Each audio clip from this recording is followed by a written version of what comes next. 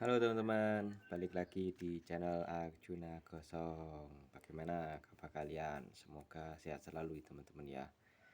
Gimana sih cara budidaya arwana berbarengan dengan pisang organik? Oke, teman-teman pastiin punya sumur ya. Sumurnya itu terletak di pokoknya banyak pohon yang besar, jadi airnya ini jernih, bersih kayak air pegunungan teman-teman ya. Ini aku contohin di deket pohon pisang nih teman-teman.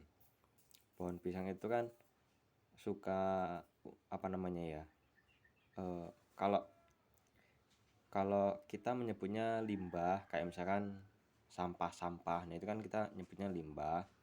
Nah dia tuh suka banget yang limbah-limbah. Kalau ada air yang kotor, misalkan air itu mengandung kotoran kayak gitu ya, dia tuh seneng banget. Nah, artinya kalau sumur kita gejokin ke akuarium arwana, kalau akuariumnya banyak, pasti kan arwana itu kan tipe ikan yang harus di air ngalir dan juga jernih kan ya, supaya warnanya itu bagus dan pertumbuhannya lebih cepat teman-teman. Gojok terus. Nah ini kotoran ikan arwana itu juga apa ya, istilahnya itu mengandung amonia yang tinggi. Kenapa bisa gitu? Karena arwana itu kan makanannya daging ya teman-teman ya, daging. Jadi kayak misalkan jangkrik, kelabang, terus apalagi cacing, kemudian ikan, dia itu juga mau makan ikan teman-teman. Bahkan kodok, ular itu tuh dimakan, tapi ularnya jangan yang ular berbisa, ular yang bukan berbisa dan itu apa namanya, yang masih kecil. Kadal aja dimakan teman-teman, jangan yang kadal ayam itu loh dimakan kalau ayamnya masih kecil dan ikan arwananya itu ada gede. Dan ikan arwana itu kalau makan tidak dicemilin ya, langsung dilahap hap utuh gitu teman-teman. Nah langsung, karena buangan airnya itu banyak ya, banyak, otomatis apa, pohon pisangnya jadi cepat gede teman-teman. Nah kalau pohon pisang itu misalkan ini pohon pisang Cavendish nih teman-teman ya, cepet banget ya. Nah teman-teman ini sisakan satu anaknya teman-teman ya, satu aja, nanti pasti banyak yang tumbuhnya itu teman-teman, pasti banyak tumbuh anaknya. Jadi dipotong tapi jangan dibuang, dikumpulkan. Kalau ada dua baris ya, dari selatan ke utara gitu misalkan ya, yang ini dari selatan ke utara. Nah sampah anak-anaknya pisang ini teman-teman taruh di tengah-tengahnya gini, selalu di, nah gini-gini. Nah nanti terkena air buangan dari ikan arwana ini teman-teman. Nah di sekitar ini kalau teman-teman gali banyak cacing-cacing teman-teman. Nah cacing-cacing ini bisa digunakan untuk memberi makan arwana teman-teman ya, kayak gitu. Cacing ini nggak ada durinya, jadi sangat nyaman ya bagi ikan arwana untuk mencernanya. Nah teman-teman kan kalau ikan arwana ini tadi kan pasti ini ya, mengeluarkan banyak biaya ya buat listriknya ya. Nah listriknya ini akan disokong sama ketika teman-teman jual pisang ini teman-teman, jual pisang buat bayar listriknya.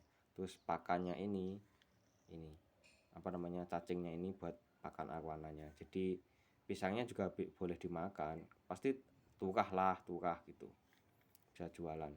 Dengan terus menerus mengalir air terus menerus teman-teman, teman-teman akan mendapatkan pohon pisang. Pohon pisang itu intinya airnya banyak, terus cahaya matahari banyak, buahnya bisa gede teman-teman. Nggak usah dipupuk pun bisa kayak gitu, pohonnya bisa menjulang tinggi dan buahnya besar. Semakin teman-teman ngasih pakan yang banyak ke ikan arwana ya, semakin menguntungkan karena kotorannya semakin banyak, air semakin banyak, pohon pisang semakin subur, anakannya semakin banyak, buahnya juga semakin gede. Ketika anakannya banyak dipotong, sampah ini menjadi banyak, cacing juga banyak, pupuknya, unsur haranya juga semakin banyak hasil dari dekomposisi ini ya, sampahnya ini. Airnya mengalir, sebagian diserap, sebagian balik lagi ke sumur. Oh, gitu terus. Jadi kita bisa untung banyak teman-teman. Oke.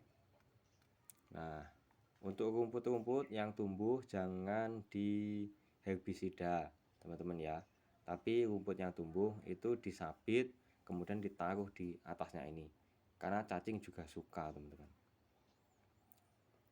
Nah, alangkah baiknya lagi kalau sebenarnya rumput-rumput ini disabit buat pakan kambing atau buat pakan kelinci teman-teman.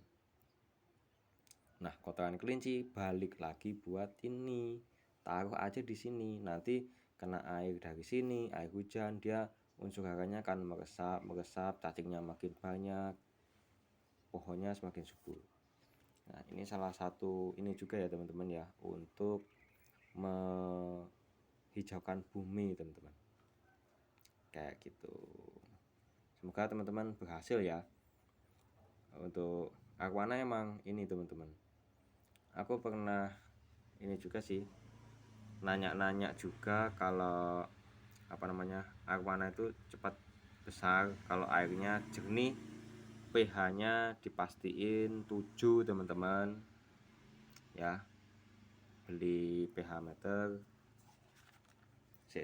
Tak ngambil buat foto thumbnail ya. Ini kedengeran nggak? Suara aku kedengeran ya teman-teman ya. Nah gitu. Ini air sumur itu semakin sering disedot sebenarnya semakin bagus ya, sumbernya semakin lancar. Tapi kalau kemarau biasanya berkurang. Nah, supaya air sumur itu tetap banyak, kita tuh sebaiknya menanam banyak pohon teman-teman ya, untuk penghijauan. Kayak kemarau gini tuh apa ya teman-teman, jujur aku sebagai petani kemarau ini agak susah dapat air dari sungai. Tapi seandainya nih teman-teman ya, jadi pohon cabai itu tiap hari itu aku sirami satu persatu pakai air sumur. Nih, ini alhamdulillah kalau air sumur tetap ada teman-teman ya, meskipun kemarau panjang itu tetap ada air. Cuma karena jarak sumur dari sawah ini agak jauh, jadi ya lumayan menguras tenaga dan waktu teman-teman, karena aku harus membawa pakai gerobak yang rodanya satu itu loh teman-teman, bawain itu ke sawah. Tapi kalau insya Allah tanaman cabenya itu udah tua, maksudnya akarnya itu udah dalam ya, itu udah lebih gampang lagi.